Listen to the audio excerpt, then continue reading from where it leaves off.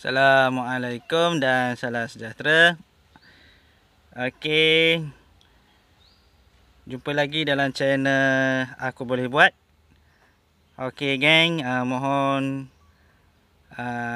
korang untuk subscribe, like dan share channel Aku Boleh Buat.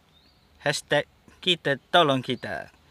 Okey geng, hari ni saya nak buat satu projek, iaitu pemasangan modul 3-in-1 untuk Azia 2017 dan ke atas.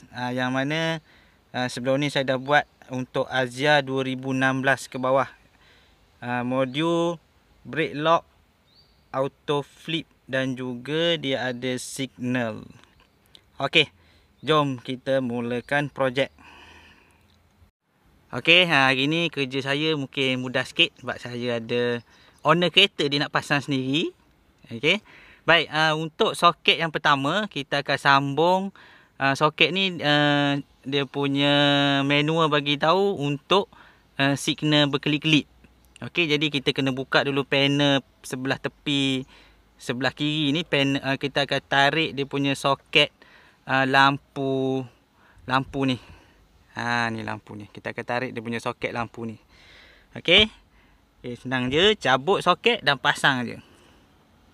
Okey, itu soket asal kita cabut. Okey, kita masukkan soket modul tu. Kita cucuk je. Dan satu lagi kita sambung pada modul juga. Modul dia akan bagi dua soket. Okey. Selesai satu bahagian. Jadi tak jadi kita akan review sekarang. Okey, kita pergi kepada soket lain pula. Okey, soket kedua kita akan sambung untuk brake lock. Ni modul dia bagi dua soket.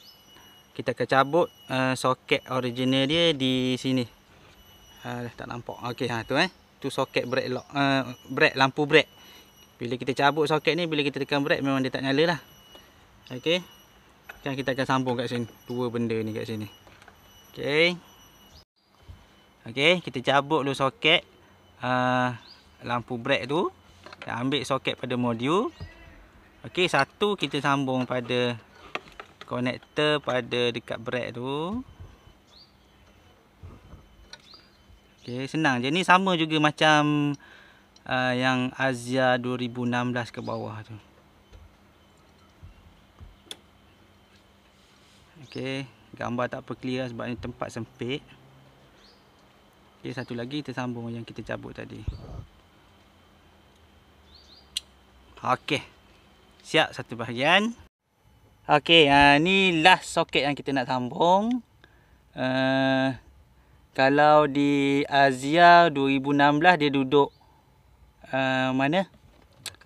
Bawah dashboard, dekat laci dashboard belah penumpang. Jadi untuk yang 2017 punya ke atas, dia duduk dekat belah driver, atas tombol untuk buka bonnet enjin. Okey. Okey, jom kita buat. Okey, ada dua benda tu. Cabut dua-dua soket tu. Satu, dua. Okey, dah kita ambil yang soket modul. Kita masukkan je. Maknanya kita ikut je soket yang ngam. Tak payah nak pening kepala.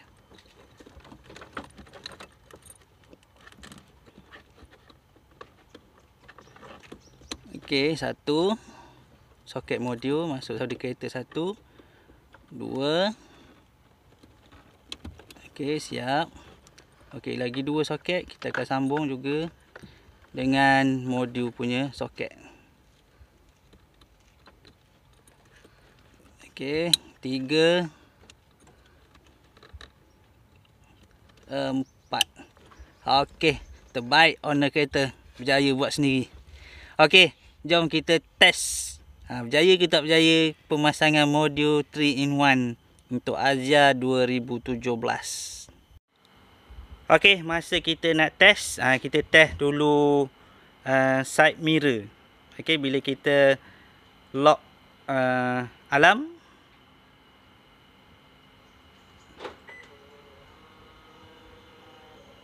Okey. Saja. Okey, unlock.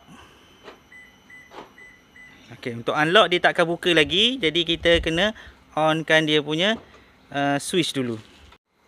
Okey, untuk open dia punya, buka dia punya side mirror auto flip, kita kena on dulu dia punya kunci.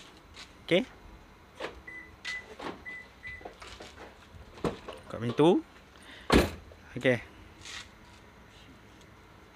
Kunci. Okey, hidup. Okey, kita tengok step yang lain pula. Okey, untuk kita nak test brake lock pula Okey, mari kita dah start enjin. Pintu ni kita hanya tekan switch ni untuk tanda dia tutup pintu. Okey, tekan brake. Okey. Maknanya hidup ni. Okey. Dan yang ketiga, kita nak tengok dia punya signal. Okey, cuba mati enjin. Okey. Maknanya ada tak menyala? Okey, yang ni tak menyala. Okey geng, bermakna 3 in 1 ni dia bohong jugalah. Dia bukannya 3 in 1, hanya 2 in 1 sahaja. Yang mana dia hanya berfungsi untuk brake lock dan juga auto flip side mirror. Okey, harap korang semua puas hati dan boleh DIY sendiri. Jumpa lagi di masa akan datang. Bye bye.